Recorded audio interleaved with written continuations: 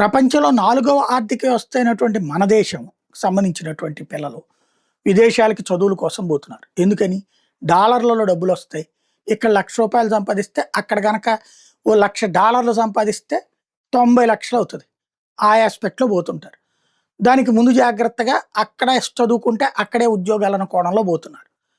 China ప్రపంచంలో 2వ ఆర్థిక వ్యవస్థ. అమెరికా తర్వాత అదే. అమెరికాది $30 ట్రిలియన్ అయితే అడిది $20 ట్రిలియన్. కానీ చైనా వాడు కూడా పోతున్నాడు అక్కడికి. విద్య పేరుతోనే పోతున్నాడు. ఎందుకంటే సేమ్ డాలర్ ఇంపాక్టే. చైనాకి సంబంధించి విద్యార్థులు మాత్రం బ్రిటనోడు ఎలవ్ చేస్తున్నాడు, మనోళ్ళకి మాత్రం రిస్ట్రిక్షన్ పెట్టి 10% పెరిగారట ఈ ఏడాది. 35,000 మంది జాయిన్ అయ్యారట. ఇప్పటికీ బ్రిటన్లో చదువుతున్న చైనీస్ విద్యార్థుల సంఖ్య 1,43,200 ఉంది. అంటే వాళ్ళు వాళ్ళని ప్రోత్సహిస్తున్నారు, మనకి దెబ్బేస్తున్నారు.